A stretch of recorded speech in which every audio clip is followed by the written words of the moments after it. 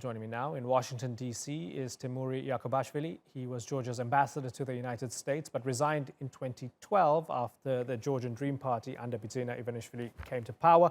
And Eka Gigauri is in Tbilisi. She's the executive director of the Georgian chapter of Transparency International, a global anti-corruption organization. Good to have you both on the program. Temuri Yakobashvili, let's start with you.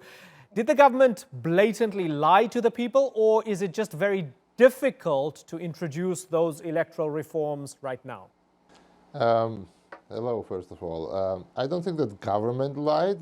Who lied to public was Bidzina Ivanishvili, the informal leader of the government, and it was up to the parliament to adopt that decision. And we've seen the circus that they staged in the parliament. And avoided that decision, though they themselves widely advertised that they are going to do it. They did it on the UN, they did it in the US, in the Europe, in any other countries around Georgia. Temuri, was the system broken even when you were serving as an ambassador? Did everybody know that the system needed to be reformed at some point in time?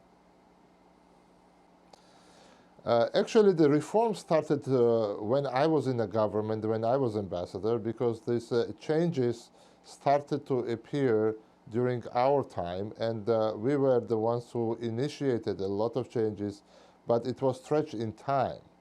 So could we accelerate it? Probably yes, probably not. Nobody knows.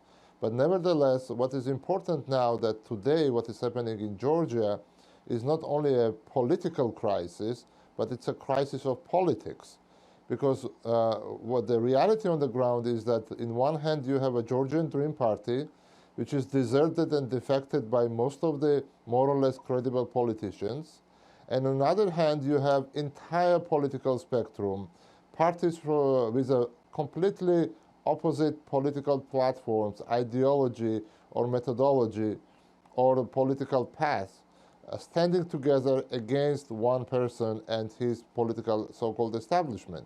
On top of that, any credible civil society organization is standing with an opposition and general public. So we have a crisis when in one hand you have entire political spectrum, in the other hand you have a one man and his cronies who are not even politicians and never claimed to be a politician.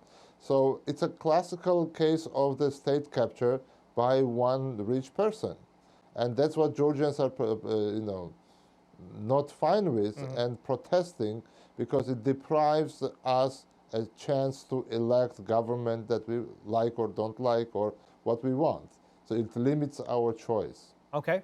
Temuri mentioned credible civil society organizations. Eka Gigauri represents a credible international organization that does a lot of good work and holds to account a lot of people around the world in a lot of countries.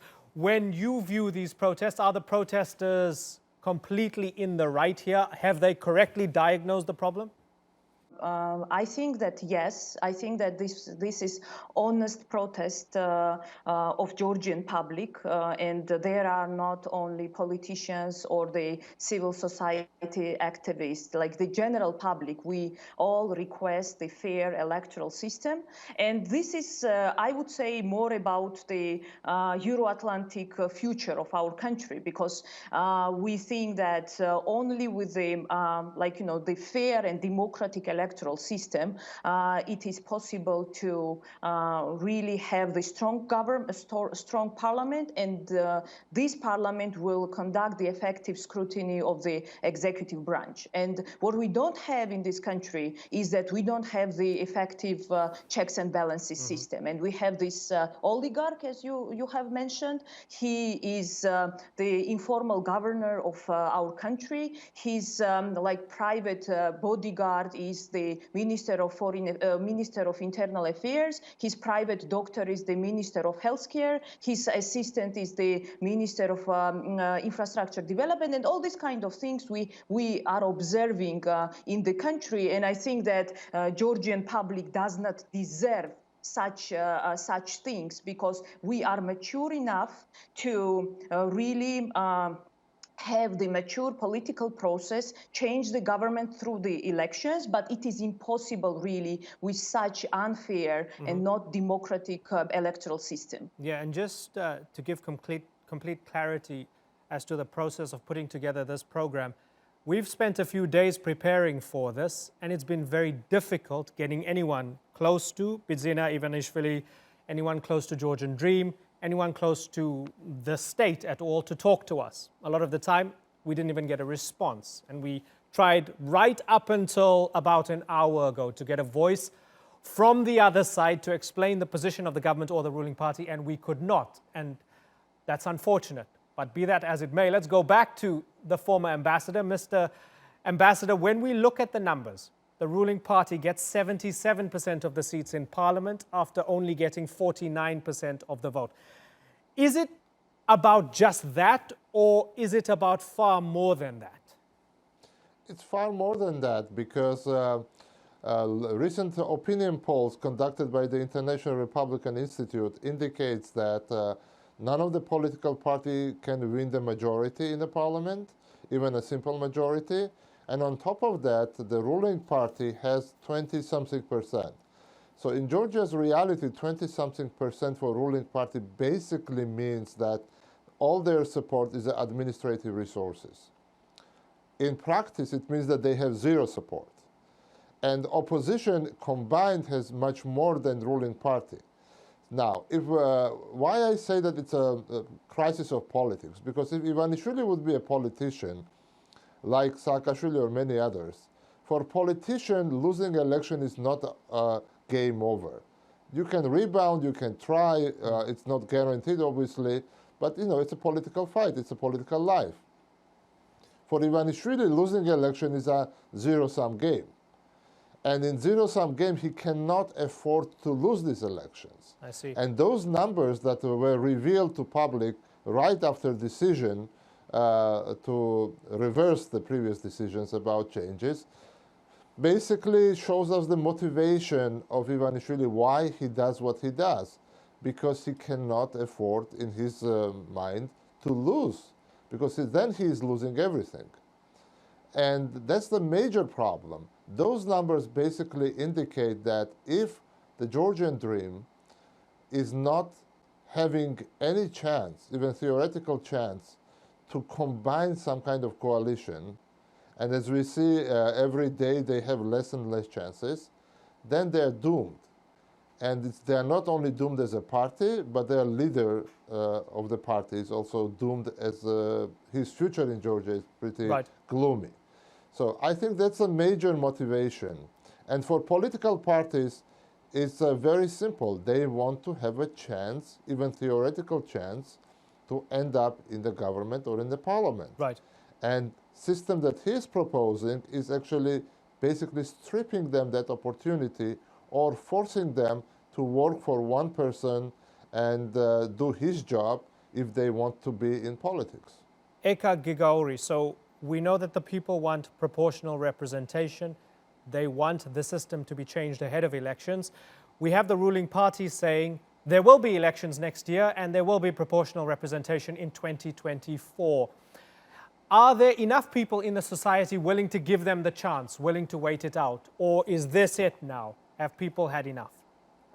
First of all, I should say that this is not the first time when the ruling party has changed its mind, because when we had the constitutional reform in 2017, so initially the ruling party said that they are going to change the electoral system and have it for 2020.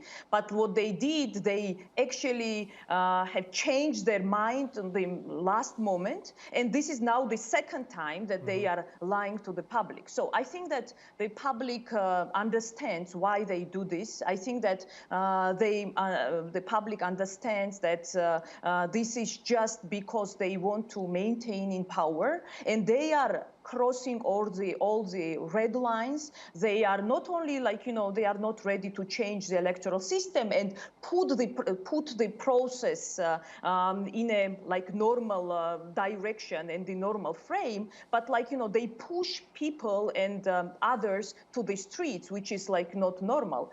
But in addition to that, what they do, they are intimidating and really creating the obstacles to the independent media, to the critical media. So now at this moment, so in Georgia, most of these representatives of the critical media, either the EDs or the family members, they are under the investigation. Right. And if we have the same situation in the future, if nothing will be changed, of course, it will be more problematic for the people. Of course, people will be ready, more people will be ready to go to the streets and express their opinion in a very not calm way, I would say. Okay, we're going to revisit Georgia very soon. I have to move on to Zimbabwe now, but Ambassador Yakobashvili, I want you to chew on something, and you can answer this the next time you come on the program.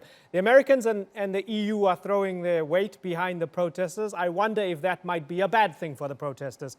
If the government can say, well, you see, there's a color revolution underway here. The West is trying to undermine us. It's something for you to think about. We'll ask you next time you're on the program, because I want to broaden it out then into the international geopolitical dimensions. But for now, it's been a pleasure having you both on the program. Temuri Yakobashvili and Eka Gigauri, thanks so much.